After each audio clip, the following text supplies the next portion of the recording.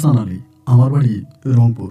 বন্ধুগণ, আমি আমার জীবনের গল্পটা শুরু করার শুরুতে আপনাদেরকে আমার পরিবারের বিষয়ে জানিয়ে রাখি। আমার পরিবারে আমি হচ্ছে, আমার বাবা আছে, মা আছে, এছাড়া রয়েছে আমার দাদা দাদি সহ আমার একজন জেঠু রয়েছে, আমার জেঠিমা সহ আমার বড় 2টা বোন আর ছোট একটা ভাই। আমরা টোটাল 2 ভাই 2 বোন। আমাদের পরিবারটা রংপুর শহর থেকে অনেক দূরে কোন এক প্রত্যন্ত এলাকার এক নিম্ন মধ্যবিত্ত পরিবার। আমার আব্বা পেশায় একজন শিক্ষক, তবে আমার বাবা বড় কোনো মাদ্রাসায় বা বড় কোনো স্কুলের শিক্ষকতা করে না। আমাদের এলাকার পাশেই আমার বাবা একটা ছোট্ট কিন্ডার গার্ডেনের মতো একটা স্কুল আছে, ওখানে আমার বাবা শিক্ষকতা করে। এক কথায় বলতে গেলে আমার আব্বাকে শিক্ষকও বলা চলে না। আমার বাবা প্রতি গ্রামে হেঁটে হেঁটে বাচ্চাদেরকে পড়ায় টিউশনি করে। প্রতি মাসে 100 টাকা 200 টাকা দামে বিভিন্ন জায়গায় আমার আব্বা শিক্ষকতা করে। এটি হচ্ছে আমার আব্বার একমাত্র কাজ। এটা করে আমার বাবা আমাদের পরিবারটাকে চালাচ্ছে। যদিও আমাদের পরিবারটাকে সবাই শিক্ষক পরিবার ডাকে, মানে আমার আব্বার শিক্ষকতা করার কারণে এলাকায় আমার আব্বাকে অনেকে অনেক বেশি সম্মান শ্রদ্ধা ভালোবাসে, এবং শিক্ষক হিসেবে আমার আব্বার আমাদের এলাকাতে অনেক ভালো মূল্যায়ন আছে। আমি শিক্ষক পরিবারের সন্তান হওয়ার পরেও আমি খুব বেশি দূর পর্যন্ত পড়াশোনা করতে পারিনি। আমার শিক্ষা জীবনের সমাপ্তি ঘটে ক্লাস 8-এ পড়ার পরেই। কারণ ক্লাস 8 পর্যন্ত পড়ছি বলেই আমার আব্বা টাকা পয়সা দিতে পারে, এবং ক্লাস 8-এর পরে আমার আব্বার পক্ষে আমাকে টাকা পয়সা দেওয়া আর সম্ভব হয় না। কারণ আমার আব্বা একটা ছোট বাচ্চা পড়াইতো 200 টাকা পাইতো। এরকম করে 5টা বাচ্চা পড়াইলে 1000 টাকা, 10টা বাচ্চা পড়াইলে 2000 টাকা। এই 2-3 হাজার টাকা দিয়ে তো একটা পরিবার চলতে পারে না। তারপরে আমার বড় 2টা বোনের খরচ, ছোট একটা ভাই, আমি, সবকিছু মিলিয়ে আমার আব্বার পক্ষে আর সম্ভব হচ্ছিল না। যার জন্য আমার আব্বা মাঝপথে আমার পড়াশোনা বন্ধ করে দেয়। ক্লাস 8-এ পড়া অবস্থায় আমি তখন পড়াশোনা বন্ধ করি, এবং বন্ধ করার পরে আমাদের এলাকাতেই একটা দোকানে আমি তখন চাকরি দিই। একটা মুদির দোকানে আমি ক্যাশে বসি, এবং সেখানের হিসাব নিকাশ দেখে আমি ক্যাশে চাকরি করি। এইভাবে আমার দিনের রাতগুলো কাটতেছিল। আলহামদুলিল্লাহ, এরকম করতে করতে খুব কম বয়সে আমার বড় 2টা বোনের লাগাতার বিয়ে হয়ে যায়। মানে প্রথমে বড়টা, এবং এর ঠিক 1 মাস পরে আমার ছোট বোনটার বিয়ে হয়ে যায়। আমার বোনগুলো মাশাআল্লাহ দেখতে অনেক সুন্দর ছিল, যার জন্য আমার বোনগুলোকে বিয়ে দিতে আমার আব্বাকে খুব বেশি একটা কষ্ট করতে হয়নি। আমার বড় 2টা বোনের বিয়ে হয়ে যায়। আমি তখন ইয়েতে চাকরি করি, আপনার ওইখানে চাকরি করি, একটা দোকানে চাকরি করি। এমন করে তখন আমাদের পরিবারটা চলতেছিল। এবং বড় 2 বোনের বিয়েতে আমার আব্বা মোটামুটি একটু বেশি টাকা পয়সা খরচ করে, মানুষের কাছ থেকে অনেক টাকা ঋণ ফিন করে, এবং ঋণের টাকা পরিশোধ করার জন্য আমাকেও দিন-রাত মিলিয়ে পরিশ্রম করতে হয়, কাজ করতে হয়। আমি আমার মতো করে কাজ করি, টাকা পয়সা ইনকাম করি, এবং এমন করতে করতে সময়গুলো পাস হতে থাকে। এরকমভাবে আমার বয়স মোটামুটি প্রায় তখন 17-18 মতো হয়ে যায়। এবং 17-18 বছর বয়সে আমি আর অন্যের দোকানে ওই মুহূর্তে চাকরি করতে ভালো লাগতেছিল না। আরেকজনের দোকানে চাকরি করে মাস শেষে 4000 টাকা বেতন দেয়, এইটা আমার কাছে ভালো লাগে নাই। যার জন্য ওই বাজারে আমি ছোটোখাটো নিচেই একটা দোকান দিয়ে দিই। যদিও ওই দোকানের বেশিরভাগ পুঁজি ছিল মানুষের কাছ থেকে ঋণ করা, মানুষের কাছ থেকে ধারে, সুদে, এভাবে ওভাবে নিয়ে আমি তখন নিজেই একটা দোকান পরিচালনা করি, একটা দোকান আমি দিই। তো আমার দোকানের আয় ইনকাম ভালোই চলতেছিল। এমন করে সময়গুলো কাটতে কাটতে এক পর্যায়ে হলো কি, আমার খালার বাড়িতে আমার আম্মাকে দাওয়াত দিছে। তো আমার খালার বাড়িতে আম্মারে দাওয়াত দিছে। ওই রাতটা মোটামুটি যেদিন দাওয়াত দিছে ওই দিনে দুপুরবেলা আমার আম্মা তখন আমার দোকানে আসছে, এসে আমারে বলে, হাসান দোকান বন্ধ কর, আমি তোর খালার বাড়িতে যাবো, দাওয়াত দিছে। তো আমার খালার বাড়ি কিন্তু আমাদের এলাকা থেকে মোটামুটি অনেকটাই দূরে। তা আমি তখন মারে বললাম যে, মা, এখন যাবো, কখন ফিরবো? ওইদিকে আবার আপনার বাস খুব একটা পাওয়া যায় না, বেশিরভাগ আপনার সিএনজি অথবা হচ্ছে ছোট মাইক্রোবাসে করে যেতে হয়। আমার মা আমারে বলে, আমি যাবো, দাওয়াত দিছে, তুই চল। তো দিনের তখন 1:30টার মতো বাজে। আম্মুর কথা শুনে আমি তখন দোকান বন্ধ করে দিলাম, এবং দোকান বন্ধ করে দিয়ে আমি তখন আমার আম্মুর সাথে রওনা দিলাম খালার বাড়িতে। তো খালার বাড়িতে গিয়ে পৌঁছাইছি। তো খালাম্মা আবার আমার নানুও গেছে ওইখানে, আমার মামারা আছে, সবাই মিলে গল্প গুজব কথাবার্তা বলতে বলতে কখন যে ঘড়ির সময় রাত 10টা বেজে গেছে বুঝতেই পারি নাই। রাত 10টার দিকে আমার আম্মা তখন রওনা দিছে। আবার ওইখানে আরেকটা কথা বলে রাখা ভালো, আমরা কিন্তু থাকতে চাইছিলাম। তো আব্বা বাড়ি থেকে ফোন করলো আমার খালার কাছে যে আমার মানে দাদির অবস্থা খুব বেশি একটা ভালো না। এই কথা বললো যে খুব বেশি একটা ভালো না, এবং দম টানতেছে। আমার দাদি অনেকদিন ধরে অসুস্থ ছিল। তো এরপরে আমার খালাম্মার কাছে যখন এটা বলা হলো, আমার আম্মা তখন বলতেছে সে আর থাকবে না। তো রাত তখন 10টা বেজে গেছে। আমি বললাম যে, এত রাতের বেলায় যাবো?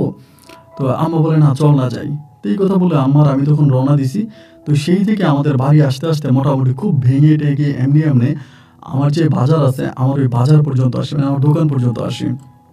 আমার দোকানে আসার পরেই দেখি মানে আপনার হঠাৎ করে বাতাস বইতে শুরু করছে, মানে তুফানের মতো একটা অবস্থা, এবং চারদিকে বাতাস বইতেছে। রাত্র তখন প্রায় 12টার উপরে বেজে গেছে, প্রায় 12:30টার কাছাকাছি। তো ওই সময় তো আসলে ওই দোকানপাটে কোনো মানুষ নাই, একেবারে সব কিছু নীরব হয়ে গেছে। আমি মারে বলি, মা একটা কাজ করি, দোকানের তালা খুলি, তা চলো দোকানের ভিতরে তুমি আর আমি আজকে থাইকা যাই। এখন এত রাতের বেলায় বাড়িতে কীভাবে যাব, নাই কোনো রিক্সা নাই কোনো কিছু। আমার আম্মা তখন বলতেছে, আমার কিন্তু আবার দোকানে সাইকেল ছিল। তো আমার আম্মা তখন বলতেছে, একটা কাজ করে আমরা দুজনে হাইটে হাইটে চলে যাই। আমি মায়ের বললাম যে, মা এত রাতের বেলায় যাবো হাইটা হাইটা, আমাদের বাজার থেকে কিন্তু আমাদের বাড়ি মোটামুটি বেশ দূরেই আছে, যেহেতু আমি সাইকেলে যাতায়াত করি। তো আমি বললাম যে, মা আমার তো ভয় লাগতেছে, তো রাতের বেলায় যাওয়াটা কি ঠিক হবে? আবার আমাদের ওই এলাকাতে একটু চিন্তায় ডাকাতি হয়, আমাদের ওই গ্রামের কিছু উচ্ছৃঙ্খল ছেলেফেলে আছে, ওরা করে কি বিভিন্ন ধরনের লোকদেরকে ওই মেইন রোড থেকে নামলে ওইদিকে একটু চিন্তায় করে ডাকাতি করে। তো আমি তখন চিন্তা করলাম যে আবার কোনো ডাকাতের খপ্পরে পড়ে কিনা, চুরি দেরি হয় কিনা।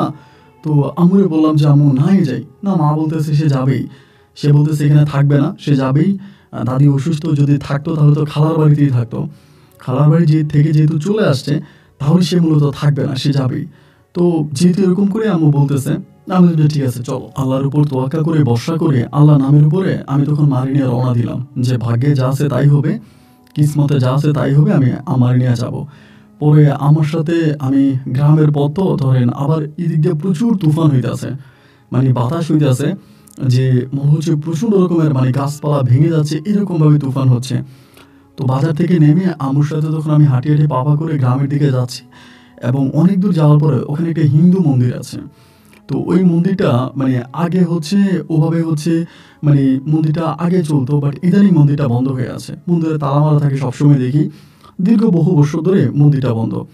বাট এই তুফানের মধ্যে ওই জায়গার মধ্যে যাওয়ার পরে হঠাৎ করে দেখতে পেলাম যে মন্দিরের দরজাটা খোলা, এবং মন্দিরের ভিতরে একজন মহিলা পূজা দিতেছে।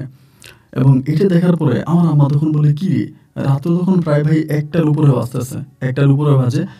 আমার তখন আমরা বলি, কি রে, মন্দিরে এটা বন্ধ হয়ে গেল অনেক বছর ধরে, কোনো মানুষজন আসে না। আমি বললাম সেটাই তো দেখি, বাজারে যাওয়ার সময় দেখি মন্দির বন্ধ, বাজার থেকে আসার সময় দেখি মন্দির বন্ধ, কিন্তু আজকের কাহিনী তো বুঝলাম না, আজকে যে মন্দির খোলা, এবং কোন মহিলা একটা একটা চমক টমক টাইপের কাপড় পরে আবার পুজোও করতেছে। আমার আম্মা বলে, আমার মাথায় তো কোনো কিছুই আসতেছে না, ঘটনাটা কি? আমি বললাম, আমি তো নিজেও বুঝি না। আচ্ছা ঠিক আছে, বাদ দাও, এত কথা চিন্তা করার দরকার নাই, চলো আমরা চলে যাই। মা আমার বলে, না মন্দিরটা যেহেতু খোলা একটু ঘুরে যাই, এবং কোন মহিলা এটা এত রাতের বেলা এখানে পূজা দেয় একটু দেখা যাই।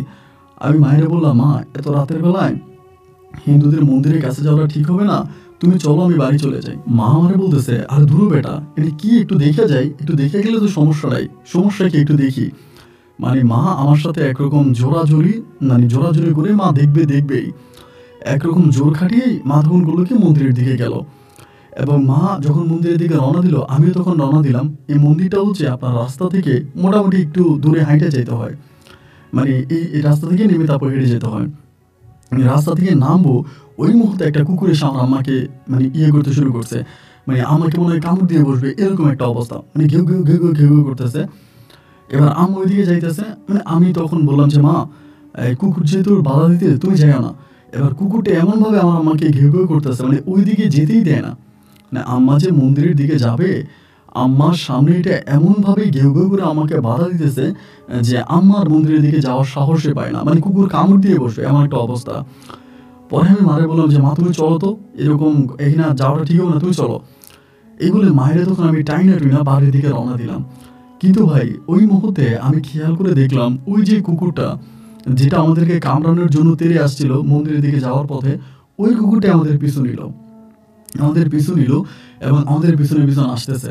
আমি তখন মায়ের বললাম, মা এই কুকুরটা যে আমাদের পিছে নিল, না কোনো সমস্যা হয় কিনা? মা আমারে বললো, কুকুর যদি পিছনে এতালি নিল সমস্যা কি, কুকুর যদি আসে তো আসুক না। আমি বললাম, না ভয় পাইতেছি যে আবার কুকুরে কামড় টামড় দিয়ে বসে কিনা। আমার আম্মা বলে, কুকুরে কামড় দেবে কেন, কামড় দেবে না, চল বাড়ির দিকে চল। এবার আমি তখন বাড়ির দিকে যাচ্ছি, আর কুকুরটা তখন আমাদের পিছন আসতেছে। বাড়িতে আসতে আসতে মেলা রাত হয়ে গেল, এবং এসে দেখি আমার দাদি দম টানতেছে, মানে দাদির অবস্থা খুব খারাপ। তো এর মধ্যে মা আসলো, এসে তাদের মাথায় পানি টানি ঢাললো। এরপরে আমার আব্বাও তখন বসে আছে, সবাই মিলে দাদির সেবা যত্ন করতেছি। দেখতে দেখতে সকাল হয়ে গেল, আমরা রাতে আর ঘুমাইলাম না। এবং সকাল হয়ে যাওয়ার পরে সকালে ভোরে আমার চোখে তখন ঘুম আসছে। আসার পরে আমি ঘুমিয়ে গেলাম। ঘুম থেকে মা তখন ডাকতেছিল দুপুরবেলা যে, "উঠ, উঠ হাসান উঠ, খাবার খাবি।" দুপুরে ডাকতেছে। তো আম্মুর ডাক শুনে আমার তখন ঘুমটা ভাঙলো। ঘুম ভাঙার পরে আমি তখন বললাম, "কি হইছে?" আম্মা বলে, "খাবার খাবি না?" খাবার খাইতে। দুপুরে খাবার খাইলাম এবং আমি ঘুম থেকে উঠে দেখলাম কি, ওই যে কুকুরটা, যেই কুকুরটা মন্দিরের সামনে থেকে আমাদের পিছু নিছে, ওই কুকুরটাই আমাদের বাড়ির সামনে মানে উঠানের মধ্যে শুয়ে আছে। আমি মায়েরে বললাম যে, "কি গো মা, এই কুকুর যে এখানে এখানে শুয়ে আছে?" মা আমার হলো, "কুকুরটা তো যায় নাই।" মানে কি বলো কুকুর যায় নাই? যায় নাই কেন? রাতের বেলা আসছে এদিকে আমাদের পালা কুকুর নাকি? আম্মা আমারে বলে, "পালা কুকুর কিনা তা তো জানি না। এটা যে সারাদিন আমার পিছে পিছে ঘুরে।" তো আমিও আর কোনো কিছু বললাম না, না বলে তখন খাবার খাইলাম। দুপুরে খাবার খাইয়া বলতেছি, "মা বিকেলে তো একটু কাস্টমার হয়। দিনের বেলায় তো সকালের দিকে দোকানটা বন্ধ হয়ে রাখলাম। দেখি বিকেলবেলা ২-১টা কাস্টমার পাওয়া যায় কিনা, দোকানের দিকে একটু যাই।" তো এরকম করে বলার পরে আমার আম্মা তখন বলতেছে, "আচ্ছা ঠিক আছে তাহলে যা না।" তো আমি ২টার দিকে তখন রেডি হয়ে দোকানের দিকে রওনা দিছি এবং দোকানে রওনা দেওয়ার পথও দেখলাম এই কুকুরটা আমাদের বাড়ির উঠানের মধ্যে শুয়ে আছে। এবার আস্তে আস্তে করে আমি হাইটে হেঁটে যাচ্ছি, যেহেতু সাইকেল দোকানের মধ্যে রয়ে গেছে। হাঁটতে হাঁটতে ভাই যখনই মন্দিরের সামনে আসলাম, আমি অবাক হয়ে গেলাম। দেখলাম যে মন্দিরের দিকে তাকিয়ে মন্দিরটা বন্ধ এবং মন্দিরের সামনে আপনার দীর্ঘদিন বন্ধ থাকার পরে বট গাছ হয় না, এরকম বট গাছ উঠে গেছে মানে মন্দিরের গেটের মধ্যে বট গাছগুলো দেখা যায়। তা দিনের বেলায় রাতের বেলাতে আমি বট গাছ দেখি নাই। পরে একটু কৌতূহল বশত আমি মন্দিরের দিকে হাঁটতে শুরু করলাম, মানে একটু যাই দেখি যে কী অবস্থা। একটু একটু করে যখন মন্দিরের সামনে গেলাম ভাই, দেখলাম মানে মন্দির যে মানে এরকম লোহার শিকল দেওয়া, মানে লোহার শিকলের মতো করে চেইন টেনে দিয়ে রাখছে এবং যেই তালাটা মারছে ওই তালাটা মানে তালা যে চাবি ঢুকাবে ওই জায়গাটা দেখাই যায় না, মানে মরিচা ধরে এটা একদম ব্লক হয়ে গেছে, বন্ধ হয়ে গেছে। মনে হয় কয়েক বছর ওই তালা খোলাই হয় না। মানে আমি তো এটা দেখে অবাক, কি রে এইটা কি ধরনের কথা। তাই মন্দিরে কালকে রাত্রে কে পূজা দিল, মন্দির খোলা দেখলাম, মন্দিরে আলো জ্বলো দেখলাম, এখন যে মন্দিরে তালা মারা। এবং একটু পরে একটা হিন্দু লোক পাশে দিয়ে যাচ্ছে মন্দিরের পাশে, ওনারা আবার আমার চিনি, উনি আমার দোকানে মাঝে মাঝে যায়। ওনারা আমি তখন ডাক দিলাম, ডাক দিয়ে বললাম যে, "কাকা মন্দিরকে তালা মারা নাকি?" বলো, "হ্যাঁ মন্দির তো বহু বছর ধরে বন্ধ।" "এটা তুমি জানো না?" আমি বললাম, "তা তো আমি জানি যে মন্দির বহু বছর ধরে বন্ধ, কিন্তু কালকে রাতে দেখলাম মন্দিরের ভিতরে কে জানি পূজা দিচ্ছে।" উনি আমার বলে, "কি পাগলামি কথাবার্তা বলতেছ, মন্দিরে রাতের বেলায় পূজা দিবে কে? আমাদের মন্দির তো বন্ধই থাকে।" আমি বললাম, "না কাকা, আপনার বুঝার মধ্যে মনে হয় একটু ভুল আছে। আমি কালকে দেখলাম যে মন্দির খোলা এবং রাতের বেলায় দেখলাম কে জানি মন্দিরে পূজা দিচ্ছে।" উনি তখন বলে, "তুমি তালাটা হাতে নিয়ে দেখো তো, এই কয়েক বছর তালাটা খোলা হয়েছে, এই তালার চাবি কার কাছে আমরা তো তাই জানি না, মন্দির খুলবে কে?" আমি তখন অবাক হয়ে গেলাম এবং দেখলাম আসলেই কাকার কথা ঠিক আছে। কারণ যে বটগাছগুলো উঠে মন্দিরটাকে ইয়ে করে আছে, ঢাকনা দিয়ে আছে, এই বটগাছগুলো তো থাকা অবস্থায় তো মন্দিরের ওই গেট খোলা যাবে না। মানে বটগাছ কাটা ছাড়া মন্দিরের ভিতরে ঢুকেই যাবে না। তাহলে এই মন্দিরের গেট মানে কীভাবে কি হলো বুঝতে পারলাম না। এরপরে আমি তখন কী করলাম, আস্তে আস্তে করে বাড়ির দিকে মানে আপনার ইয়েতে গেলাম, দোকানে গেছি। দোকান খুলছি, সারাটা দিন ভাই দোকান করতেছি। মনের ভিতর আনচান আনচান করতেছি, এটা আমি কী দেখলাম, বিষয়টা কী হলো এবং রাতের বেলায় দেখলাম কি, দিনের বেলায় দেখলাম কি, এমন করতে করতে সন্ধ্যার আসার আগেই আমার মনের ভিতরে একটা ভয় লাগছে সন্ধ্যার দিকে, যে না আমি আর মানে আমি চলে যাব, মানে যাওয়ার সময় তো মন্দিরের সামনে দিয়ে যাওয়া লাগবে, আমি আর দোকান চালাবো না, আমি বাড়িতে গিয়ে মার এই বিষয়টা জানাবো। এরপরে মাগরিবের কিছুক্ষণ আগে আমি তখন দোকান বন্ধ করে দিই। তা আমাদের বাজারে তো আরও দোকান আছে। এর সময় আমার বলতেছে, "কি ব্যাপার হাসান, তুমি এত তাড়াতাড়ি দোকান বন্ধ করে দিচ্ছ, এত তাড়াতাড়ি কেন দোকান বন্ধ করতেছো?" আমি বললাম, "ভাই বাড়িতে চলে যাব, শরীরটা ভালো লাগতেছে না।" এই বলে দোকানে তখন তালা মেরে আমি বাড়ির পথে সাইকেল দিয়ে রওনা দিলাম। বাড়ির উঠানে গিয়ে দেখি ভাই মাগরিবের পর হয়ে গেছে, বাড়ি যেতে যাইতে গিয়ে দেখি যে কুকুরটা আমাদের উঠানে বসে আছে। ঘরের ভিতর গিয়া আমি গিপটি মেরে বসে আছি, কোনো কথা বলি না। আমার আম্মা তখন বলে, "কি রে, কি হয়েছে তোর, এত তাড়াতাড়ি দোকান বন্ধ করে চলে আসলি, কোনো সমস্যা?" আমি বললাম, "আমার শরীরটা ভালো লাগতেছে না।" তো অনেকক্ষণ পর আম্মা আমারে বলতেছে, "কি হয়েছে তুই আমারে বল, কালকে রাত্রে ভয় পাইছস, কি হয়েছে তুই আম্মুর কাছে বল।" আমি তখন বললাম, "মা একটু এদিকে আসো, আমি একটু তোমার সাথে কথা বলি।" তো ডাইকে আনছে, আনার পরে মা বসছে, বসে আমারে বলে, "বল কি হয়েছে, কি নিয়ে চিন্তা করতেছস?" আমি বললাম, "মা কালকে রাতের বেলায় তুমি আর আমি যে মন্দিরের পাশ দিয়ে আসছিলাম, তোমার মনে আছে?" আম্মা বলে, "হ্যাঁ থাকবে না কেন?" আমি বলি, "আজকে আমি মন্দিরের কাছে গিয়া এই এই জিনিস দেখছি।" আমার আম্মা এটা বিশ্বাস করে না। আম্মা বলে, "কি বলস?" আমি নিজের চোখে দেখলাম যে এখানে এই ঘটনা। আমি বললাম, "মা তুমি আমার কথা বিশ্বাস করো না, তুমি সকালে আমার সাথে যাইও এবং সকালে আমার সাথে গেলে তুমি দেখবা যে মন্দিরের কী অবস্থা।" আমার আম্মা বলে, তুই দেখছিস? আমি বললাম, আমি নিজের চোখে দেখে আসছি। আম্মা বলে, তুই যদি দেখেই আসিস তাহলে আমার আর দেখার কি আছে? আমি তো তোর কাছ থেকেই শুনলাম যে মন্দিরের এই অবস্থা। আমি বললাম, মা হ্যাঁ, মন্দিরের আসলে এই অবস্থা। আমার আম্মা তখন বলে, এখন কি হবে তাহলে? আমি বললাম, আমি তো কিছু বুঝি না মা, এটা কেন হইলো, কি কারণে হইলো?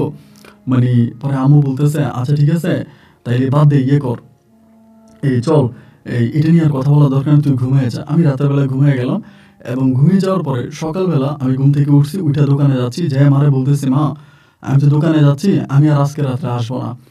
তা আম্মা বলতেছে, কি ব্যাপার, আজকে রাতে আসবি না কেন? বলে, আমার শরীরটা ভালো লাগতেছে না, আর আমি দোকানে রাতে থাকবো, রাতের বেলায় এই মন্দিরের সামনে দিয়ে আসতে আমার অনেক ভয় লাগে। আমার আম্মা এটা বলতেছে।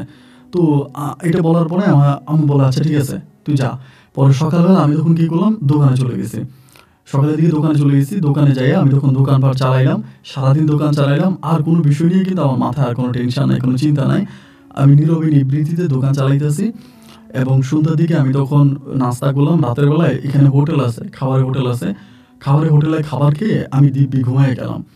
দোকানের মধ্যে তালা টালা মেরে আমি সুন্দর করে ঘুমিয়ে গেলাম। রাত্র আপনার প্রায় 1টা থেকে 1:30টার মতো বাজে। ওই সময় আমার বাবার নাম্বার থেকে আমার মোবাইলে কল আসছে।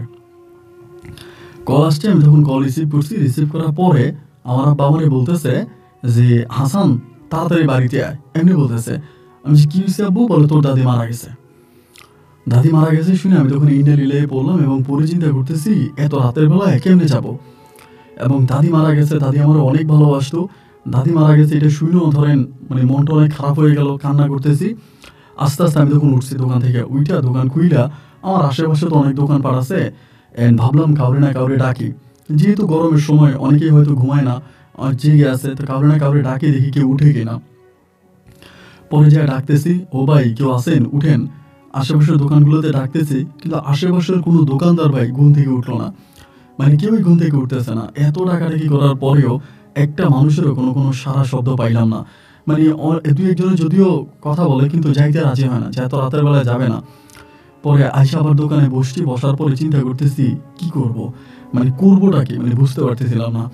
এবার এমতো অবস্থার ভিতরে আমি তখন বললাম যে, ঠিক আছে, ভাগ্যে যা আছে তাই হবে, আমি একাই যাব।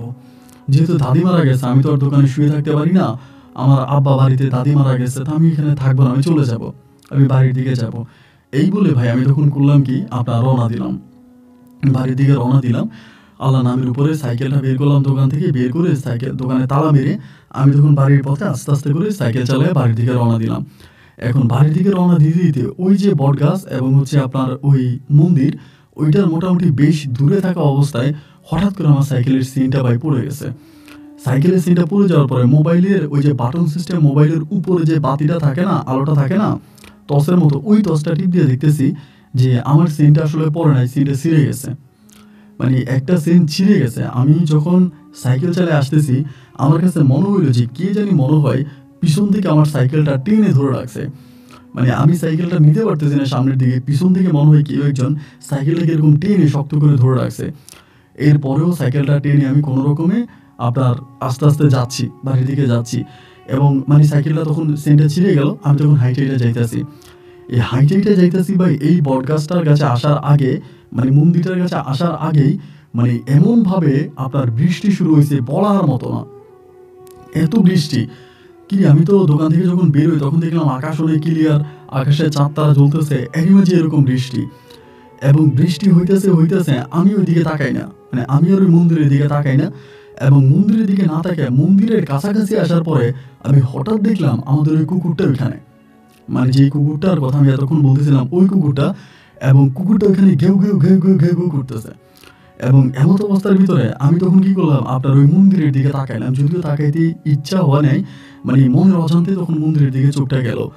এবং মন্দিরের দিকে চোখ যাওয়ার পরে ও ভাই রে ভাই, আমি দেখতেছি ওই মন্দিরে ওই দিনের মতোই এক মহিলা বসে বসে পূজা করতেছে।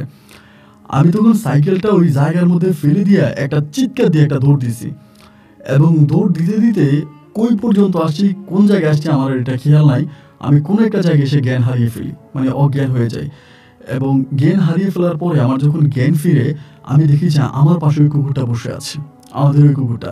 সাইকেলও আমার কাছে নাই, আমার মানিব্যাগ, মোবাইল টোবাইল কিছু আমার কাছে নাই, সব আমি ওইখানে ফালাই দিয়ে চলে আসছি। তখন মনে হয় ফজরের আজান দিছে, ওই আজানের সময় আর কি আমার জ্ঞান ফিরে। এতক্ষণ পর্যন্ত আমি পুরো অজ্ঞান অবস্থায় এখানে পড়েছিলাম। এখান থেকে উঠে আমি তখন বাড়ির দিকে রওনা দিছি। কুকুরটা আমার পিছে পিছে আসতেছে। ওই কুকুরটা আমার পিছে পিছে আসতেছে, বাড়ি পর্যন্ত আসছি। এবং বাড়ির মধ্যে এসে আমি বাড়ির সামনে এসে দেখতেছি আমাদের বাড়ি একেবারে নীরব। বাড়ি একেবারে নীরব হয়ে আছে। বাড়ির ভিতর থেকে কোনো শব্দ নাই, কোনো সাড়া নাই, শব্দ নাই। কি ব্যাপার, এরকম সাড়া নাই, শব্দ নাই, বাড়ি এরকম নীরব? একটা মানে আমার দাদি মারা গেছে, সবাই তো বাড়ির মধ্যে থাকবে, কান্নাকাটি করবে। আমার দাদি বয়স্ক মানুষ। এরপরে কিন্তু কোনো সারা শব্দ নেই। পরে উঠানের মধ্যে এসা আব্বারে ডাক দিলাম। আব্বা আব্বা করে দুইবার ডাক দিছি। আমার আব্বা আবার নামাজ পড়ে তো, আব্বা মনে হয় নামাজ পড়তে উঠছে বা নামাজ পড়ে ফেলছে। আব্বা তখন দরজায় খুলে বলে, কি রে হাসান? আমি বললাম, আব্বা দাদি লাশ কই রাখছো? আমার আব্বা বলে, কি বলিস তুই? তো দাদি লাশ মানি? আমি বললাম, তো তুমি না আমার ফোন দিয়ে বললা দাদি মারা গেছে, আমি জীবন মরণ যুদ্ধ করে দোকান থেকে আসলাম, দাদি লাশ কই রাখছো? আমার আব্বা তখন আমার কাছে এসে বলে, কি বলছ? আমি তোর ফোন দিছি, তোর দাদি মারা গেছে। আমি তো তোর ফোনই করি নাই। ভাই, একটা নাম্বার যখন কল আসে, নাম্বারটা কিন্তু ডায়ালে থাকে, মানে ডায়াল লিস্টে কিন্তু নাম্বারটা থাকে। বাট আমার মোবাইলের ফোনটা হাতে নিয়ে দেখতেছি ওই মোবাইলের ডায়ালে কোনো নাম্বারই নেই। আমি ওই নাম্বারটাতে কথা পর্যন্ত বলছি, আমার আব্বার নাম্বার, আব্বা দিয়ে সেভ করা, এই নাম্বারে কল আসছে, আমি কথা বলছি। কিন্তু এরপর দেখলাম যে নাম্বারটাই এখানে নাই, মানে রিসিভ কলের ভিতরে নাম্বারটাই নাই। তো আমার মোবাইল কিন্তু এখানে আরেকটা বিষয় বলে রাখা ভালো, এই সকালবেলা এই ঘটনার পরে মানে আব্বুর সাথে কথাবার্তা বলার পর আমি কিন্তু আবার আব্বা নিয়ে ওই মন্দিরের ওখানে গেছি, যেখানে কিন্তু আমার মোবাইল টোবাইল সব, আমার মোবাইল, তারপরে মানিব্যাগ টানিব্যাগ, সাইকেল সব কিন্তু এখানে ফালাই আমি চলে আসছি। সকাল হওয়ার আগে আব্বা নিয়ে আবার ওই মন্দিরে গেছে। যাওয়ার পরে আমি মোবাইলও পাইছি, সাইকেলও পাইছি, আমার মানিব্যাগও পাইছি, সব আমি ওই জায়গার মধ্যে পাইছি। ওই জায়গায় পাওয়ার পরে আমি তখন রিসিভ কলে গিয়ে দেখি মানে আমার আব্বা নাম্বারটা নাই। এবং মন্দিরের দিকে তাকে দেখি মন্দিরটা ঠিক আগের মতোই পড়ে আছে, সামনে বট গাছ এবং মন্দির ওই তালা মারা, এরকম অবস্থা। তখন কিন্তু কুকুরটা আমাদের পিছিয়ে গেছে ওই মন্দির পর্যন্ত, আবার আমাদের পিছিয়ে আসছে। সাইকেল নিয়ে আব্বা আসতেছে। বাড়িতে আসার পর আমি একদম জ্ঞান হারিয়ে ফেলার মতো একটা অবস্থা। এবং আমার আম্মা তখন করলো কি, মানে সকালবেলা এই ঘটনা জানাজানি হলো। এবং আম্মা তখন মানে কবিরাজ জানছে বাড়িতে, কবিরাজ জানছে। এবং কবিরাজ জানার পরে কবিরাজ আমার চোখ দেখলো, আমার হাত দেখলো, দেখে উনি বলতেছে যে আমাদের বংশের মধ্যে আমাদের পূর্বপুরুষ কেউ না কেউ ওই মন্দিরের অনেক বড় ক্ষতি করছে, মানে মন্দিরের অনেক বড় ক্ষতি করছে, এই জন্য এই মন্দিরটা আমাকে টার্গেট করছে বা আমাদের কোনো ক্ষতি করবে। তো মন্দির তো কারো কোনো ক্ষতি করতে পারে না। এবং আমার কবিরাজ বলে যে ওখানে থাকে একটা জিনের ক্ষতি হয়েছে, মানে ওখানে থাকে একটা জিনের কোনো না কোনোভাবে আমাদের পরিবারের মানুষ দ্বারা ক্ষতি হয়েছে, এই জন্য এই জিনটা আমাদেরকে এরকমটা করতেছে। পরে কবিরাজ তাবিজ তোমার পড়াই দিল, তাবিজ দিয়ে দিল আমারে। এরপরে ঘরে তাবিজ দিয়ে দিল। এবং কুকুরটারে দেখে কবিরাজ বললো যে কুকুরটা অনেক ভালো, এই কুকুরটারে আপনাদের বাড়িতে রাইখেন, খাওয়াইয়েন, কুকুরটা অনেক ভালো। এই কথা কবি বলে কবিরাজ চলে গেল। এবং এরপরে আমি সিদ্ধান্ত নিলাম যে ওইখানে ভাই আমি আর দোকান রাখবো না, কারণ ওইখানে দোকান রাখলে আমি এরকম বিপদগ্রস্ত হইতেছি। এবং এরপরে আমি কি করলাম, দিনের বেলায় যাইতাম, যে দোকান সব ছেড়ে দিয়ে দোকানের মালামাল নিয়ে আমি তখন আমার বাড়ির দিকে চলে আসি। এসে আমাদের গ্রামের ভিতরে, মানে আমাদের যে বাড়ি আছে, বাড়ির ওই গ্রামের ভিতরে আমি তখন একটা দোকান দিলাম।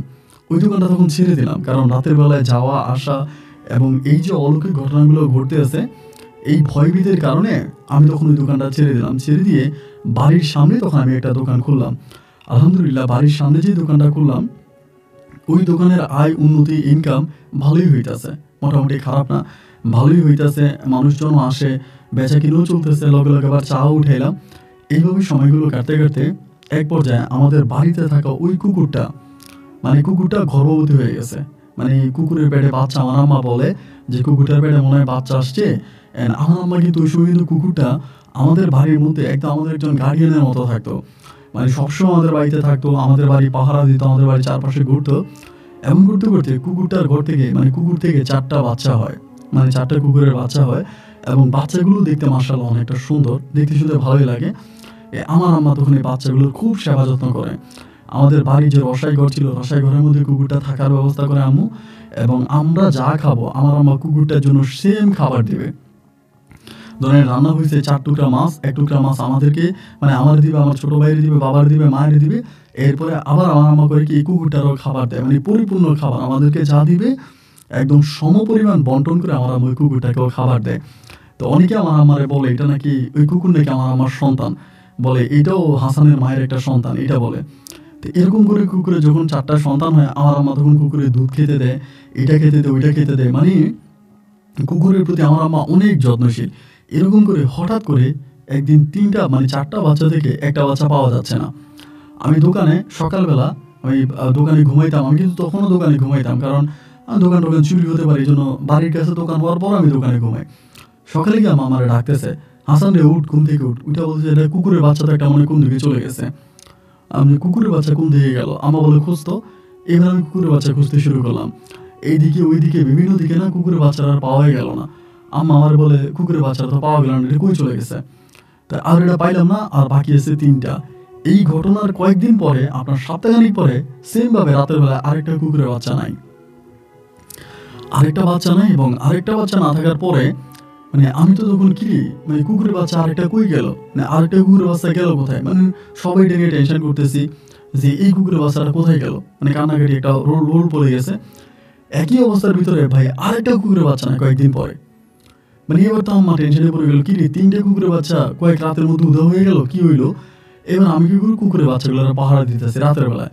ঘুমাইতাম, ঘুম থেকে মাঝে মাঝে উঠে আসতাম দোকান থেকে, আইসা রসাই করে লাইট টিপ দিয়ে দেখতাম কুকুরের বাচ্চা আছে কিনা, দেখতাম আছে। এরকম করে কয়েকদিন পরে আপনার খুবই অন্ধকার, আমার কাছে মনে হয় ওইটা একটা অমাবস্যা রাতের মতো হবে, একেবারে চারদিকে ঘুটঘুটে অন্ধকার।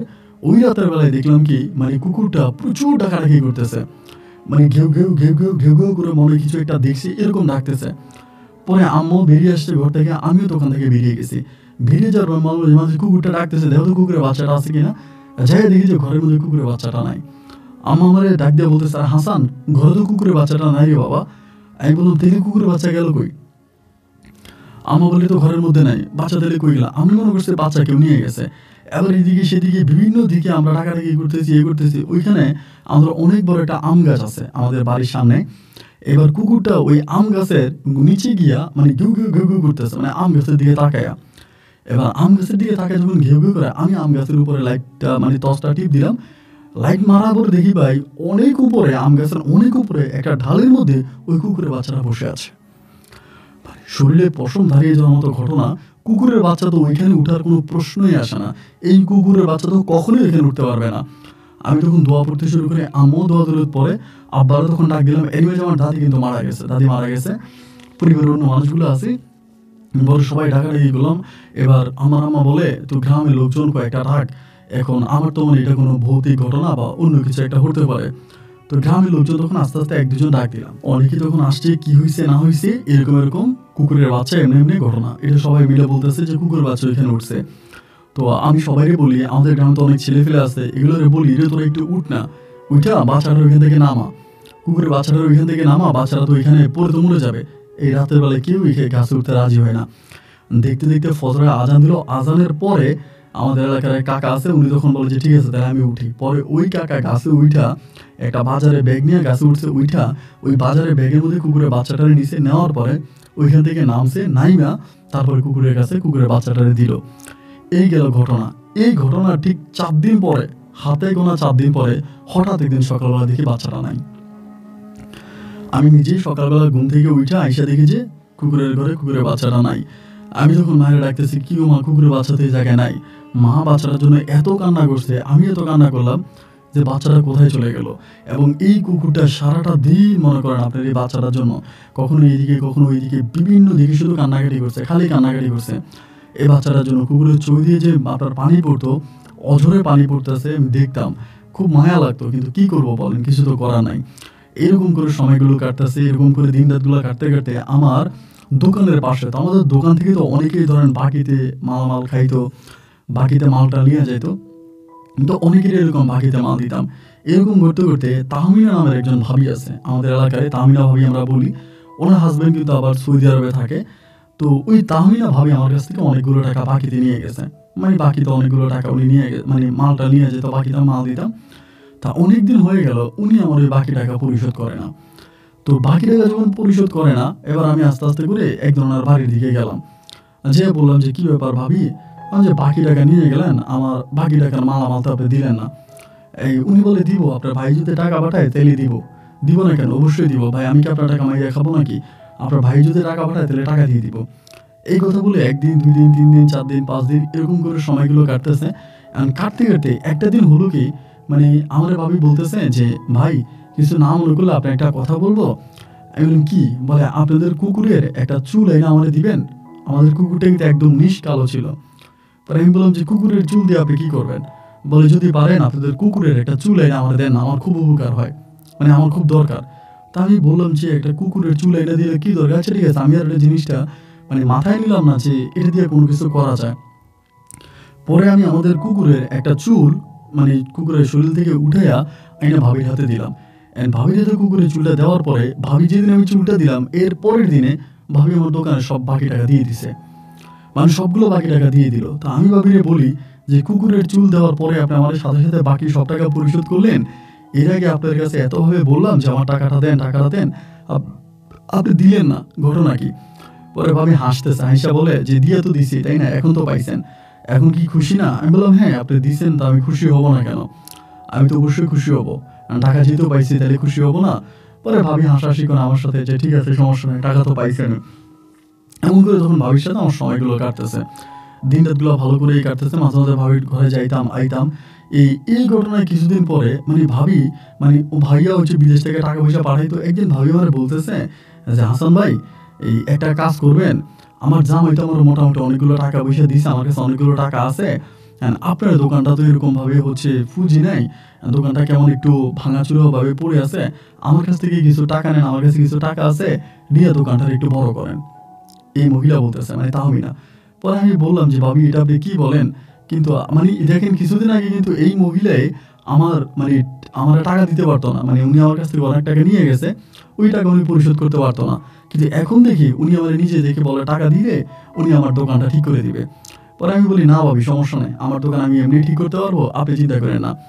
এই ঘটনার ৩ থেকে ৪ দিন পরে হঠাৎ করে কোত্থেকে এক মহিলা আসছে বোরকা পরিহিত অবস্থায়, আয়েশা আমারে বলতেছে ভাই তাহমিনা ভাবির বাড়ি কোনটা? মহিলার সাথে আরেকটা ধরনের শিশু বাচ্চা আছে, ওইটা পাগলের মতো এরকম নাচাড়া করতেছে। পরে আমি বললাম যে ওনার বাড়ি তো ওইদিকে। পরে বলে আচ্ছা ঠিক আছে, মহিলা চলে গেছে। চলে যাওয়ার পরে আমি আরেকজনের জিজ্ঞেস করলাম কি রে তাহমিনা ভাবির বাড়িতে এটা কে আসছে? বলে রুগী আসছে। আমার পাশের দোকানদারে বলে, মানে আমি ওইখানে আরো আমার দোকানটা হওয়ার পর আরো ২-৩টা দোকান হয়েছে আমাদের গ্রামের, মানে গ্রামের ভিতরে।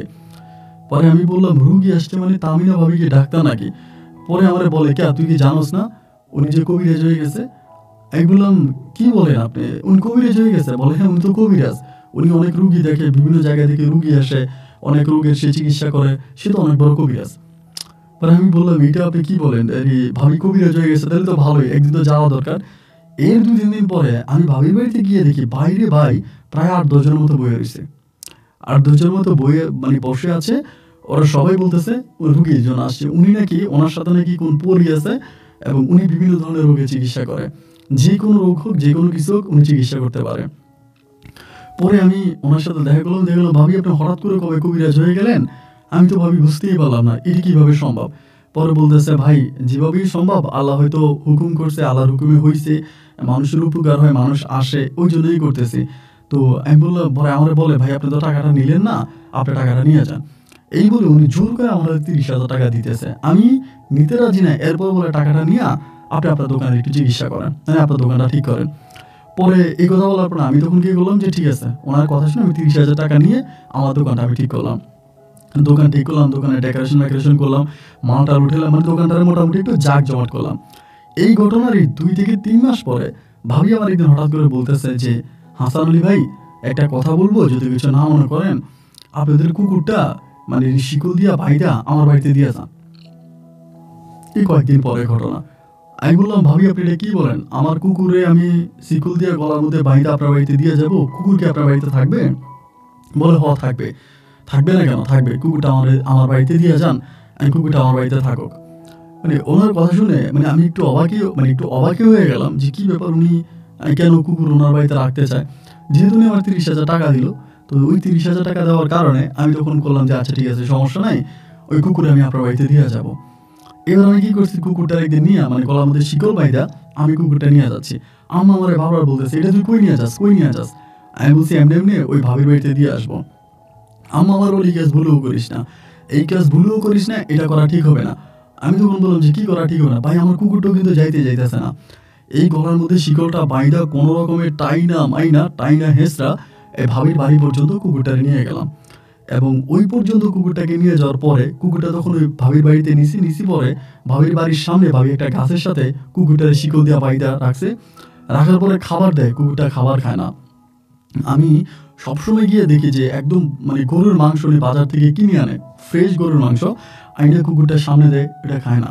অনেক কিছু দেয়, খায় না। আর আমি গেলে শুধু আমার হাতে ঘেউ ঘেউ ঘেউ ঘেউ করতে থাকে, মানে আমার সাথে চলে আসতে চায়। তো আমি তো আর কুকুর আনবো না, যেহেতু ভাবির ওখানে দিয়ে আসছি, ওই কুকুর ভাবির এখানে আছে। ভাবি এত ভালো, আমার হিসাব হচ্ছে যে ভাবি এত ভালো ভালো খাবার দেয়, কুকুরের এত যত্ন করে, আমি তো ভাই কুকুরের এত যত্ন করতে পারবো না। ভাবি তো অনেক ভালো যত্ন আপনি করতেছে, খাওয়াইতেছে, তাহলে কুকুর তো ওইখানে মানে এখানেই তো ভালো থাকার কথা, তাই না? এখানে তো কুকুর ভালো থাকবে। ভাবির সাথে এই নিয়ে আমার কথাবার্তা হইতেছে। তো এরকম করে ভাবির বাড়িতে মাঝে মাঝে যাইতাম, আসতাম। এই যাওয়া আসার মাঝে মাঝে এই ভাবি আর আমার অনেক টাকা পয়সা দিত, কখনো 2,000, কখনো 4,000, কখনো বলতে আপনি একটা ভালো গেঞ্জি কিনেন, একটা ভালো শার্ট কিনেন, অনেক রুগী আছে। তো এরকম করতে করতে একটা পর্যায়ে আমার বলে যে হাসান ভাই একটা কাজ করেন, আপনার দোকানটা আপনি বন্ধ করে দিয়ে আপনি আমার সাথে থাকেন। ভাবি আমার বলতেছে। আমি তখন বললাম যে এটা কি ধরনের কথা বলেন, লোকে তো খারাপ বলবে। বলে না, আমি তো কবিরাজ, আমার তো একজন লোক প্রয়োজনই আছে আমার এখানে থাকার জন্য, বা আমার এই রুগী টুগী আসলে দেখাশোনা করার জন্য। পরে আমি বললাম তাহলে একটা কাজ করে আমার ছোট ভাইরে দিয়ে দিই। পরে বলে ঠিক আছে তাহলে এটাই করেন। পরে আমার যে একটা ছোট ভাই আছে, আমার ওই ছোট ভাইটারে পরে আমি ভাবির কম্পাউন্ডার হিসাবে ভাবির কাছে দিয়ে দিলাম। তো ভাবির সাথে আমার এই মানে ছোট ভাইটা থাকতেছে, ছোট ভাইরে কিন্তু ভাবি আবার অনেক টাকা পয়সা দিত। এবার এরকম করতে করতে ভাবির সাথে মোটামুটি আমার একটা ভালো সম্পর্ক হয়ে গেছে। সবসময় যাইতাম, ভাবি খাবার দাবার দিত, খাইতাম, ভাবি আমার ঘরে আসতো, আমি ভাবির ঘরে যাইতাম। এরকম করতে করতে মোটামুটি একটা ভালো লাগার একটা সম্পর্ক ভাবির হয়ে গেছে। এবং ওই সম্পর্কটা হয়ে যাওয়ার পরেই তখনই ঘটলো কি, যে এই যে আমি ভাবির বাড়িতে যাইতাম আসতাম, একদিন হলো কি ভাবির জামাই আমারে সৌদি আরব থেকে ফোন দিছে, এবং ফোন দিয়া আমার লোক প্রচণ্ড রকমের খারাপ ব্যবহার করতেছে। আমারে বলতেছে যে তোরে আমি ভালো মনে করছিলাম তুই আমাদের গ্রামের ভালো ছেলে, তুই তো একটা বদমাস, তুই আমার বউরে কবিরাজি শিখাইছিস, এখন কবিরাজি শিখানোর পরে তুই আমার বউর কাছে কেন যাস, কি সম্পর্ক? মানে এরকমভাবে আমার গালাগালি করতেছে। এবং গালাগালি করার একটা পর্যায়ে তখন ভাবিরও গালাগালি করে ফোন দিয়া। আমি তখন ভাবির সাথে দেখা করে ভাবিরে বললাম যে আপনার জামাই তো আমার এমনি এমনি গালাগালি করছে। বলে ভাই রে, আপনার তো গালাগালি করছে, আমারও করছে, কিন্তু এখন উনি বলতেছে উনি যদি সৌদি আরব থেকে দেশে আসে তাহলে আমার এই কবিরাজি বন্ধ করে দিবে, আমাকে আর এই কবিরাজি করতে দিবে না। আমি তখন বললাম কি বলেন আপনি, আপনার কবিরাজি করতে দিবে না, এটা কোনো কথা হইলো? বলে হ্যাঁ, আমার কবিরাজি করতে দিবে না, দেখেন আমি কবিরাজি করে অনেক টাকা পয়সা ইনকাম করি, এত ভালো একটা অবস্থার মধ্যে আছে, কিন্তু উনি আমার বলে আমার আর কবিরাজি করতে দিবে না। আমি বললাম এটা তুমি অন্যায় করতেছে, এটা তো চরম লেভেলের একটা অপরাধ। আপনার কাছে বিভিন্ন জায়গা থেকে রুগী আসে, আপনি এতগুলো রোগের চিকিৎসা করেন, সেবা করেন, তাইলে আপনি তো ভালো থাকার কথা। বা উনি যদি এটা করেও থাকে, উনি তো এটা অন্যায় করবে, এটা তো আসলে আমি সাপোর্ট করবো না। পরে বলে কি আর করবো ভাই, আমার বাড়ি তো ভিন গ্রামে, এখন কেউ তো এটা মানবে না। এমন করে আমি বললাম যে ঠিক আছে উনি আসুক, আমরা ওনারে বুঝাবো। এইভাবে সপ্তাহখানিক পরেই একদিন ভাবি আমার রাতের বেলায় ফোন দিয়া, দোকানের মধ্যে আমি শুয়ে আছি, আমার ফোন দিয়া বলতেছে যে হাসান আলী ভাই একটু কি আমার ঘরের দিকে আসবেন? আমি বললাম যে ভাবি এত রাতের বেলা আপনার ঘরে যাইলে কেউ যদি দেখে তাহলে তো কলঙ্ক হয়ে যাবে, আপনি আমার মোবাইলে বলেন। পরে বলে ভাই একটা কথা বলবো, এমনি বলতেছে যে ডিরেক্টলি বলতেছে যে আপনি কি আমারে বিয়ে করবেন? আমি তো শুই না অবাক ভাই, ভাবি এটাই কি বলেন? পরে বলে না ভাই যেটা বলছি এটাই, আপনি হ্যাঁ বা না আমার একটা উত্তর দেন, হ্যাঁ বা না একটা উত্তর দেন, যদি দেন তাহলে শুনবো, হ্যাঁ হইলেও বলেন, না হইলেও বলেন। আমি তখন বললাম যে ভাবি দেখেন, আপনি তো হিসাব করলে আমার বয়সও বড় হবেন, আর আরেকটা কথা হচ্ছে কি আমার এই মানে আমার কিন্তু সত্যি কথা আপনার ভালোই লাগে, খারাপ না, কিন্তু এখন এটি কিভাবে সম্ভব? পরে আমার বলে সম্ভবের কি আছে, আপনি যদি আমারে পছন্দ করেন, যদি আমারে আপনার ভালোই লাগে, আপনি আমারে বিয়ে করেন, আমি আপনার সাথে সংসার করব। আর আপনি আমারে বিয়ে করলেও আমি আপনার ভাইরে ছেড়ে দিব, আর আপনি আমারে বিয়ে না করলেও আমি আপনার ভাইরে ছেড়ে দিব। আমি আপনার ভাইয়ের সাথে আর সংসার করব না, আমি আমার বাড়িতে চলে যাব, আমার গ্রামে চলে যাব, গিয়ে আমি ওইখানে দেখে শুনে একটা বিয়ে বসবো, আমি এই লম্পট লোকের সাথে আর থাকবো না। পরে আমি বললাম যে আচ্ছা ঠিক আছে ভাবি, আমি এই বিষয়টা নিয়ে আমার আম্মুর সাথে একটু কথা বলি, কালকে আমার সাথে কথা বলে আপনারা জানাবো। পরের দিন সকালবেলা আমি তখন বাড়িতে গেছি, বাড়িতে যাইয়া আম্মা ফিটা বানাইতেছে আপনার এই চুলার পাড়ে, না আমার কাছে গিয়ে বসলাম, মারে বললাম মা এই ঘটনা, তোমার তো কাজ টাজ করতে কষ্ট হয়, এই ঘটনা আমি চাইতেছি তাহমিলের বিয়ে করব, এবং উনি ওনার জামাইরে ছেড়ে দিবে, ওনার জামাইরে ছেড়ে আমার বিয়ে করবে, এখন আমি ওনার আমাদের পরিবারে নিয়ে আসতে চাই, তুমি কি বলো? মারে বললাম, মা মুহূর্তের মধ্যে রেগে গেল, রেগে গিয়ে আমারে বলতেছে না খবরদার, এটা করা মোটেও ঠিক হবে না, তোর কে বলছে, এই বুদ্ধি তোর কে দিছে? আমি বললাম যে না কেউ আমার দেয় নাই, উনি ভাইরে ছেড়ে দিবে তো ওনার গ্রামে চলে যাবে, তো আমি চাচ্ছিলাম ওনারে বিয়ে করে আমাদের গ্রামে রাইখা দিই, আমাদের বাড়িতে রাইখা দিই। আম্মা আমারে রাইখা ঠেকে বলতেছে যে এটা কোনোদিনও সম্ভব না, এই মহিলা ভালো না, এই মহিলা ভালো না, এই মহিলা কালো জাদু করে, এ ব্ল্যাক ম্যাজিক করে, এ বিভিন্ন মানুষের ক্ষতি করে, তুই আবার আমাদের কুকুরটার ওই বাড়িতে দিয়ে আসছিস, এইটা তুই ভালো করিস না, তুই আর বিয়ে করতে পারবি না। মানে আম্মু খুব বেশি রেগে গেছে এবং রেগে গিয়ে আমাকে ডিরেক্টলি বলতেছে যে এইরকম কথা যাতে আমি আমার আম্মুর কাছে আর না বলি। ভাই এবার পড়ে গেলাম বিপাকে, এবং বিপাকে পড়ে আমি তখন ভাবিরে বলতেছি, ভাবি আমার তো রাজি নাই। এইবার ভাবি আমারে মানে ইমোশনালি ব্ল্যাকমেল করতে শুরু করছে। আপনার দোকান করার সময় আপনার আমি এতগুলো টাকা দিছি, ওই টাকা আমি ফেরত চাই না, আপনার আমার রাজি নেই, তাই বলে কি আপনি আমার বিয়ে করবেন না, এটা কোনো কথা, এই সে মানে অনেকভাবে ভাবি আমারে বুঝাইতে শুরু করছে। এবং একটা পর্যায়ে আমিও কেমন জানি ভাবির প্রতি অনেকটা দুর্বল হয়ে গেছি, এবং ভাবি তখন ডিরেক্টলি প্রস্তাব করলো যে আমি যদি ভাবির বিয়ে করি তাহলে ভাবি আমার বিদেশ পাঠিয়ে দিবে। তো আমাদের পারিবারিক যে অবস্থা, আমার তো বিদেশ যাওয়া কোনো অবস্থায় সম্ভব না। ভাবি যখন আমার এটা বললো যে ওনারে বিয়ে করার পরে উনি আমার বিদেশ পাঠিয়ে দিবে, তখন আমি আরো বেশি রাজি হয়ে গেলাম যে না, তাইলে আমি বিয়ে করব। পরে আমি এই ঘটনা, আমার মা যেহেতু রাজি হয় না, আমি তখন আব্বারে বললাম যে আব্বা আমি এখানে দোকানদারি করি, গ্রামের মধ্যে দোকান তো চলেই না, 2 টাকা লাভ হইলে 4 টাকা লস হয়। তো যেহেতু ভাবি আমার বিয়ে করতে বলতেছে, আমি ভাবির বিয়ে করি এবং ওনার নিয়ে আমি থাকবো। এইভাবে আমার আব্বারে বলছে, এবং আব্বার বলার পরে আব্বা আমারে বলে তুই ভেবে চিন্তে দেখ, যেটা তোর কাছে ভালো লাগে, যদি তুই মনে করিস ভালো তাহলে কর, আর যদি খারাপ মনে করিস তা তোর ইচ্ছা, আর তুই করবি না করবি এটা তুই জানিস। আমার আব্বা আমাকে এটা বলে। আব্বা এটা বললে পরে আমি তখন আব্বারে বললাম যে আচ্ছা ঠিক আছে, তাইলে তুমি আমার এমনি এমনি বিয়ে করাই তো, আম্মা রাজি না হইলে নাই। পরে আম্মা রাজি হইলই না, মানে আম্মুর সম্পূর্ণ এগেনস্টে গিয়ে আমার আব্বা তখন আমারে ওই আপনার তাহসান এই কি বলে তাহমিনা ভাবিকে আমাকে তখন বিয়ে করাই দেয়। তো বিয়ে করাই দিলে পারিবারিকভাবেই বিয়ে হয়, ভাবি ওনার হাজব্যান্ডকে ছেড়ে দিয়ে উনি চলে যান ওনার বাড়িতে। এরপরে ওনার বাড়ি থেকে আমরা পারিবারিকভাবে অনুষ্ঠান করে ওনারা আমার বাড়িতে নিয়ে আসি। এখানে একটা বিষয় বলে রাখি, এই যে উনি ওনার জামাইকে ছেড়ে চলে যায়, উনি কিন্তু যাওয়ার সময় ওনার আমাদের ওই কুকুরটাকে সাথে করে নিয়ে যায়, এবং যেদিন ওনারা আমি বর্ষা যায় নিয়ে আসি, ওই দিন উনি কুকুরটারা আমাদের বাড়িতে নিয়ে আসে। এবং এই কুকুরটারে উনি এত বেশি আদর করে যেটা বলার মতো না। মানে কুকুরকে খাওয়া দাওয়া থেকে শুরু করে সর্বদিকে উনি কুকুরের প্রতি অনেক আগ্রহ, অনেক টান। এবার আমাদের বাড়িতে আসে, আর আমার আব্বু রাজি হয়েছে কয়েকটা দিক চিন্তা করে, যেহেতু উনি কবিরাজ, বিভিন্ন ধরনের মানুষজন ওনার কাছে আসে এবং উনি এটা কবিরাজি করে, তার কিছু টাকা পয়সা আছে এবং সে আমার বিদেশ পাঠাবে, এগুলো জেনে আব্বু তখন রাজি হয়। পরে আমাদের বাড়িতে আসছে, আসার পর ওই দূর দূরান্ত থেকে রুগী আসে, বিভিন্ন ধরনের রুগী আসে, আমি দেখি, আমার ভাই দেখে, আমরা রুগী সিরিয়াল করে উনি রুগী দেখে, এবং ওই কুকুরটাকে সাজায় রাখে, একেবারে বরের মতো করে সাজায় রাখে। কুকুরে মাংস খাওয়ায়, এটা খাওয়ায়, মানে অনেক ধরনের অনেক কিছু কুকুরে খাওয়ায়। এবং এরকম করে সময়গুলো কাটতে কাটতে একটা পর্যায়ে আমার ভাইও তখন যুবক, আমার যে ছোট ভাই আছে এও তখন বিয়ের বয়স হয়ে গেছে। অ্যান্ড এক পর্যায়ে তখন আমি মারে বললাম যে আমার এদিক দিয়ে আবার পাসপোর্ট করলাম, পাসপোর্ট করে জমা দিলাম। জমা দেওয়ার পর আমার তখন ভিসা লাগছে কাতারে, আমারে কাতারে পাঠাবে, কাতারে ভিসা লাগছে। পরে আলহামদুলিল্লাহ আমার সব কিছু ঠিকঠাক হলো, আমি কাতার চলে গেছি। এবং কাতার চলে যাওয়ার পরে আমার ছোট ভাইটা কিন্তু ওই সময় ওই ভাবির সাথে থাকতো, ভাবির সাথে উঠতো, ভাবির সাথে বসতো, ভাবির সাথে থাকতো, মানে ভাবির সাথে আমার ছোট ভাইয়ের অনেক ভালো সম্পর্ক ছিল।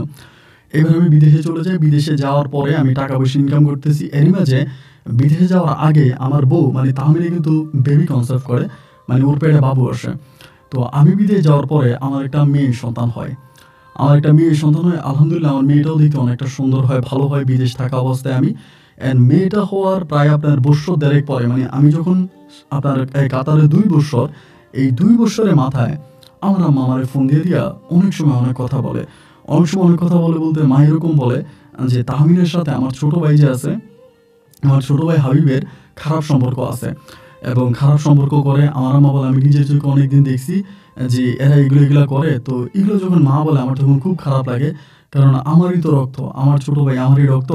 তা আম্মু যখন এরকম কথা বলে, আমি তখন আমারে বলি যে আম্মা এগুলো তো বলার দরকার নেই, বা যা হবার তা হয়ে গেছে, বা এগুলো যাতে মানুষ না জানে। বা আমি তারপর আমি তাহমিদের ফোন করে যখন এগুলো বলি, এই তাহমিন আমার মায়ের উপরে খেপে যায়, আমার আম্মার উপরে প্রচণ্ড রকমের রেগে যায় যে আমার আম্মা কেন এটা বললো, এবং আমার আম্মা কেন এই ধরনের কথাবার্তা বলে। মানে আমার আম্মার উপরে ও পারে না যে আমার আম্মাকে মেরে ফেলবে, মানে এত পরিমাণে আমার আম্মার উপরে রেগে যায়। পরে আমি তারে বলি যে তুমি আমার উপর রাগ করো কেন, আমার উপরে তো রাগ করার কিছু নেই, আমার উপর রাগ করো না। আম্মা না হয় বলছে, কিন্তু আমি তো এটা বিশ্বাস করি না, তুমি এরকম করে বললো না।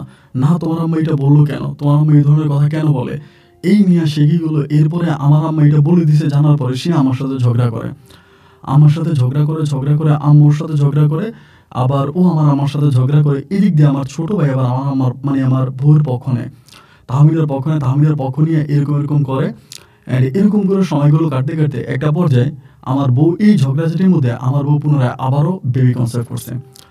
আবারও বাচ্চা কনসেপ্ট করছে এবং বাচ্চা যখন ওর পেটে আসছে আমার আম্মা তখন বলতেছে, "এইটা তোর বাচ্চা না। এইটা তাহমিদের পেটে এখন যে বাচ্চা আছে ওইটা তোর ছোট ভাইয়ের বাচ্চা।" আমার আম্মা আমারে বলতেছে। আমি বলি, "মা তুমি এগুলো কি বলছো?" আমার আম্মা বলে, "আমার ঘরের ভিতরে শিরিক হয়, আমার ঘরের ভিতরে কালো জাদু হয়, আমার ঘরের ভিতরে ব্ল্যাক ম্যাজিক হয়, আমার ঘরের ভিতরে মানুষকে মেরে ফেলা হয়, আমার ঘরের ভিতরে নাজায়েজ কাম হইতেছে। এগুলো আমি কেন মেনে নিব? আমি তো এগুলো মেনে নিতে পারবো না। আমি এগুলো মানব না।" এবং এই বলার পরে কিছুদিন পরে হঠাৎ করে এই কুকুরটা, মানে ও যে কুকুরটা বাইন্ধা রাখতো ওই কুকুরটাও ছেড়ে দেয়। এই কুকুরটা ছেড়ে দিলে কুকুরটা হয় কি, মানে যেখানে আমার আম্মারে দেখে, যে জায়গায় আমার আম্মারে দেখে, মানে আমার আম্মা ঘর থেকে বেরোলেটা আমার মারতে যায়, মানে আম্মারে কামড়াইতে যায়, মানে এমনভাবে আমার এটা অ্যাটাক করে ২ বার আমার আম্মারে কামড়ায়। মানে আম্মার অবস্থা তখন খুবই খারাপ। তো পারিবারিক এরকম ঝামেলাগুলো দেখে আমি তখন চিন্তা করলাম যে পারিবারিক যেহেতু এতই সমস্যা, আমি একটু দেশে যাই, দেশে গিয়ে পরিবেশটা একটু বুঝে আসি, যে আমার পরিবারে এখন বর্তমান যে পরিস্থিতি ওই পরিস্থিতিতে একটু ঠিকঠাক করে এসে আমি একটু বাড়িতে যাই। এই বলে আমি তখন বাড়িতে আসার জন্য সিদ্ধান্ত নিলাম এবং আমি ছুটিতে বাড়িতে আসলাম। ছুটিতে বাড়িতে আসার পর ভাই যেটা দেখি, আমার আম্মা ঘরের ভিতরে বন্দি। আমার আম্মারে ঘরের ভিতরে আটকায় রাখছে। আমার আম্মারে ঘরের ভিতরে খাবার দেয়, ঘরের ভিতরে আমার আম্মা পায়খানা প্রস্রাব করে। এই কুকুরের ভয়ে আমার আম্মা ঘরের বাইরে আসে না। আমার আম্মা ঘরের বাইরে আসেই না এবং আমার আম্মা ঘরের বাইরে আসতেছে না তো আসেই না। এবং এর ভিতরে আমি বাড়িতে যাওয়ার কয়েকদিন পরে আমার ঘরে আরেকটা মেয়ে সন্তান হয়। আমার আম্মা বারবার আমাকে দমে বলতেছে, "এখন যে মেয়েটা হইছে এটা তোর মেয়ে না, এটা তোর ছোট ভাই মানে হাবিবের মেয়ে। তোর বউ হাবিবের সাথে মিলামেশা করছে, হাবিবের সাথে খারাপ সম্পর্ক করছে। এই কারণে এই বাচ্চাটা হইছে।" তো এনিওয়ে যেখানে আরেকটা বিষয় বলে রাখি, আমি কিন্তু মধ্যে দিয়ে আবার একবার আসে কিন্তু আমি ২ মাস থেকে গেছি। এই আম্মার ঝামেলা, আমার ওয়াইফের ঝামেলা আছে, আমি থেকে গেছি এবং থেকে যাওয়ার পরেই কিন্তু আমার বউ কিন্তু বেবি কনসেপ্ট করছে। আর আমার আম্মা বলতেছে যে আমি দেশে আসার আগেই নাকি আমার বউয়ের পেটে বাচ্চা হইছে। এই কথা আমার আম্মা বলতেছে। তো আম্মুর ওই কথা আমি তখন কি করলাম, এই বাড়িতে গেছি। এই বাড়িতে যাওয়ার পরে আমি দেখি এই কুকুরটা এতভাবে ভাই জ্বালাইতেছে আমার আম্মারে। এবং একদিন আমি রাগের মাথায়, মানে রাগের বশবর্তী হয়ে এই লোকজন রেডি করলাম যে কুকুরটারে ধরবো এবং ধরে কুকুরটারে মেরে ফেলবো। এটা যদি এরকম করে। আর আমারে তাহমিনা বলতেছে, "কুকুর মারা তো দূরের কথা, কুকুরের গায়ে যদি একটা আঘাত করো তোমার পরিবারে অনেক বড় ক্ষতি হয়ে যাবে।" আমি বললাম, "আমার পরিবারে কি ক্ষতি হবে? আমার পরিবারে ক্ষতি হলে হোক, এই কুকুর আমার পরিবার নষ্ট করে দিতেছে, আমার মাকে নষ্ট করতেছে, আমার মায়ের কামড়ানোর জন্য যাইতেছে, আমার মারে খুঁজতেছে। তো এই কুকুর তো আমি বাঁচায় রাখবো না, এই কুকুর আমি মেরে ফেলবো।" এবার কুকুর মারার জন্য আমি তখন লোকজন রেডি করি। আমার এলাকার লোকজন আছে, তাদের রেডি করি যে কুকুর যেখানে পাবি কুকুর সেখানেই মারবি। তো একেকজন এক এক দিকে কুকুরে তখন এইখানে দেখে ওইখানে দেখে। এরকম করতে একদিন দুপুরবেলা আমি ঘরে খাবার খাইতে আসি, এলাকার পোলাপাইন দৌড়ে আসছে আমার কাছে, আমার বাড়িতে এসে বলতেছে, "ভাই কুকুর আটকাইছি, কুকুরে মারতেছে।" তো এই কথা বলার পর আমি তখন কি করলাম খেয়াল করেন, আমি তখন দৌড় দিলাম মাঠের দিকে, যে কুকুর আটকাইছে, কুকুরে মারে। এটার জন্য আমি মাঠের দিকে দৌড় দিলাম এবং মাঠের দিকে যাওয়ার পরে এই কুকুরে পিটে মানে জায়গার মধ্যে কুকুরে একদম আদামাল করে ফেলছে। কুকুরটাকে মারতেছে এবং কুকুরে মারার পথে হঠাৎ করে আমার বাড়ি থেকে আমার ছোট ভাই দৌড়ে আসছে। আইসা আমারে বলতেছে, "ও ভাইয়া তাড়াতাড়ি বাড়িতে আসেন, আম্মা জানি কেমন করতেছে এই কুকুরটারে মারা অবস্থার ভিতরে।" আমি তখন বাড়ির দিকে দৌড় দিছি, বাড়ির দিকে এসে দেখি আমার মায়ের মুখে দিয়ে রক্ত বেরিতে আছে, মায়ের মুখে রক্ত বাড়িতে আছে। আমি যে মারে জড়ায় ধরছি এবং ধরার পর আমার বউ তখন পিছন থেকে আমার বলে, "বলছিলাম না, মানা করছিলাম না যে কুকুরটারে কিছু করো না, কুকুরের কিছু করলে তোমার বড় ক্ষতি হয়ে যাবে। আমার কথা বিশ্বাস করলে না, লোক দিয়ে কুকুরে মারাইলা, তো এবার মজা বুঝো।" আমি তখন আল্লাহরে ডাকতেছি, "ওয়াল্লাহ এটা কি হইলো?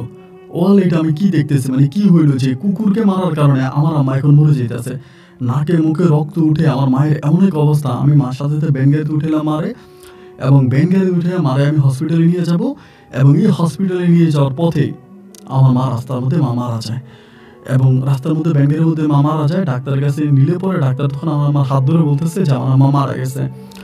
আম্মা মারা গেছে এই খবর শুনে আমি তখন আম্মাকে নিয়ে বাড়ির মধ্যে আসলাম এবং কান্নার তখন টোল পড়ে গেছে। আমার বড় ২ বোনের বিয়ে হয়েছে, তারাও বাড়িতে আসছে।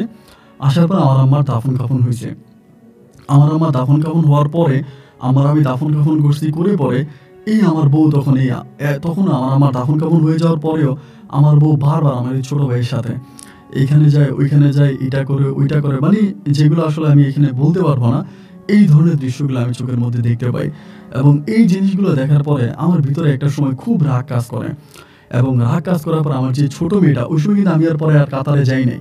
এই ঘটনার পরে আমি আর কাতারে যাইনি, যেহেতু আমার বউকে নিয়ে এত কথা হয়ে গেছে।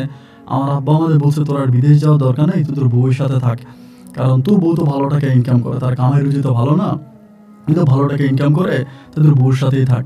তো এবং আমার ছোটো ভাইয়ের কিন্তু আমি আমার বউর সাথে তখন কাজে রাখিনি। এরপরেও আমার ছোটো ভাইয়ের আমার বউ অলওয়েজে ডাকতো, এই হাবিব এটা করো, হাবিব ওইটা করো, মানে অলওয়েজে রাখতে রাখতে একদিন আমার মনে সন্দেহ লাগে। মানে সন্দেহ লাগার পরে আমি আমার ছোটো মেয়েটা তখন আমি ডিএনএ টেস্ট করাই। এটা কিন্তু আমি আমার বউকে বলি না, আমি নিজে ইচ্ছা করে করাই।